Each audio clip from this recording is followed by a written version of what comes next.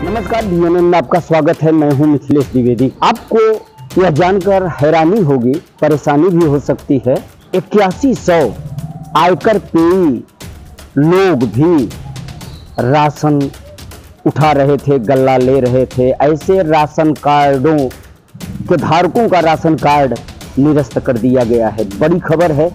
जिला पूर्ति अधिकारी से आज हम बात करेंगे और जानेंगे आयकर पेय करने वाले लोग राशन के लिए कतार में थे, गल्ला उठा रहे थे। सत्यापन का कार्य शुरू हुआ ई-केवाईसी के जरिए, तो उनकी पोल खुली और फिर विभाग ने पोल खुलते ही उनके राशन कार्डों को निरस्त कर दिया है। इसके अलावा और बड़ी हैरानी की एक और बात सामने आई है। पति के जीवित रहते तमाम महिलाएं विधवा बन गई। विधवा पेंशन तो ले ही रही थी, साथ ही राशन का यूनिट भी बढ़ के उठा रही थी। ऐसी महिलाओं के यूनिट को भी निरस्त कर दिया गया है। सत्यापन का कार्य जल्द पूर्ण हो जाएगा। बड़ी उपलब्धि जिला पूर्ति विभाग के लिए यह भी है कि प्रदेश में सत्यापन के मामले में, ई-केवाईसी के मामले में भदोही जनपद 18वें स्थान पे है। सर्वोच्च स्थान पाने वाले जनपद की रैंकिंग 66% है, जबकि भदोही का परसेंटेज 65% है। जल्द ही लक्ष्य पूरा होगा ई-केवाईसी का, और साथ ही ऐसे कार्ड धारक जो वाकई में पात्र नहीं थे, उनका निरस्त कर दिया गया है राशन कार्ड। यूनिट निरस्त की जा रही है।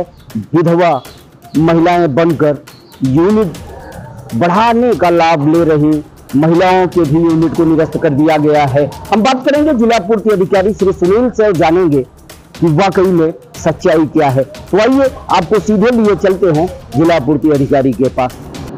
सर, सत्यापन का कार्य चल रहा है, क्या प्रगति हो गई? विभाग में इस समय 2-3 चीज़ें चल रही हैं। एक तो सबसे पहले तो मैं जिसकी वर्णन करना चाहूँगा वो है ई-केवाईसी। ई-केवाईसी का मतलब है कि नो योर कस्टमर। विभाग में जो राशन कार्ड धारक हैं वो अपना आधार और अपना फिंगर से कोटेदार के मैच कराएंगे, और मैच कराने पे हमको जो एक तरीके से हमारे कस्टमर्स को ये हो जाएगा कि हमारा ये कस्टमर पात्र है, उसमें अलाइव है और वो निवासित है यहाँ पे। कोई उसमें घोस्ट यूनिट नहीं है। घोस्ट का मतलब कोई दूसरा ऐसा तो नहीं कि कोई दूसरी राशन कार्ड का व्यक्ति आपके कार्ड में आ गया हो। तो और जनपद में हम लोग जो अभी तक आज तक स्टेटस है, लगभग 62% हम लोग कंप्लीट कर चुके हैं। शेष के लिए कोटेदारों को कहा गया। वितरण के समय थोड़ा सा धीमा हो जाता है क्योंकि वितरण भी करना रहता है, और वितरण जैसे ही बंद होगा उसके बाद फिर हम उसको फुल स्विंग में करेंगे कि और जो हमारे उसमें कहना चाहिए कि जो कार्ड धारक जो भी बचे हुए हैं अवशेष, उनका कंप्लीट करवाया जाएगा। पहले तो ये काम है।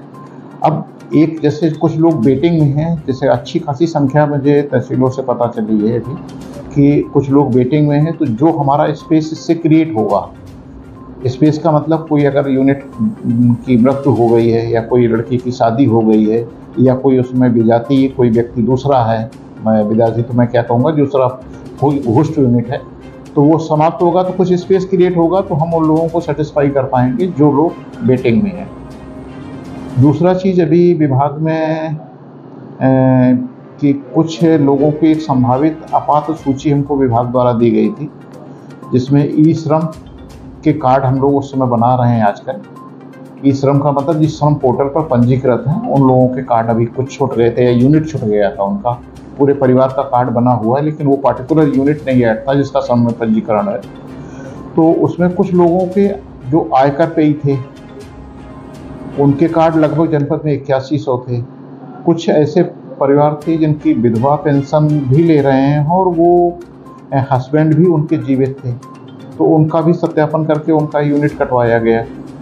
और जो कहना चाहिए कि एक कुछ लोग जैसे धान या गेहूं जिसको विक्रय करते हैं सरकारी सिस्टम में, तो उन लोगों का आधार ज़मीन उनकी ज़्यादा थी या उन्होंने कुछ ऐसा किया कि पूरे परिवार का एक ही जगह कर दिया, तो उनको आपातता की देखते हुए उनको जांच करा के कार्ड निरस्त कराए जा रहे हैं। यदि कोई उसमें पात्र बचेगा तो उसका निश्चित तौर पर अलाइव रहेगा, अदरवाइज उनका कार्ड निरस्त किया जाएगा और ये कार्रवाई निरंतर चल रही है। केवाईसी के संबंध में क्या संदेश? केवाईसी के संबंध में ये कहूँगा कि वितरण जैसे कंप्लीट होने वाला है, लगभग हमारे यहाँ हो चुका है। तो आप लोग अगर वितरण के समय चूँकि भीड़ होती है कि वो लोग खाद्यान्न भी लेते हैं और ये केवाईसी में समय लगता है, तो आप अपने विक्रेता के यहाँ या निकटवर्ती कोई भी विक्रेता आप उसके यहाँ भी केवाईसी करा सकते हैं। इसमें ये ज़रूरी नहीं है कि आप अपने ही कोटेदार से कराएं, आप किसी भी कोटेदार के यहाँ अपना मोबाइल नंबर, अपना आधार कार्ड लेके जाएं और केवाईसी सभी कराएं। इससे लाभ ये होगा कि हमें दूसरों को भी मौका देने का मौका मिलेगा। आपका यूनिट का लाभ, अगर कोई आपका यूनिट सपोज करिए कि उसकी डेथ हो गई है तो वो यूनिट चल रहा है, इसका कोई रेजिस्टेंस नहीं रहना चाहिए, तो आपके सहयोग से अन्य लोगों को भी लाभ मिलेगा।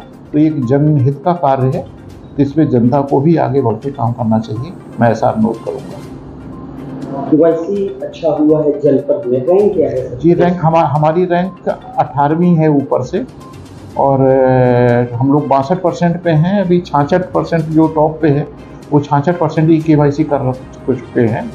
तो जो अवशेष बचा हुआ है तो यथाशीघ्र पूर्ण कर लिया जाएगा और इसको थोड़ा सा जिन विक्रेताओं के यहाँ परसेंटेज कम होगा उनको भी स्पेशली देख के उनके यहाँ हम लोग खुद भी प्रयास कराएंगे कि हम लोग खुद निकलें और उन पे 100% ही केवाईसी में पहुँचें।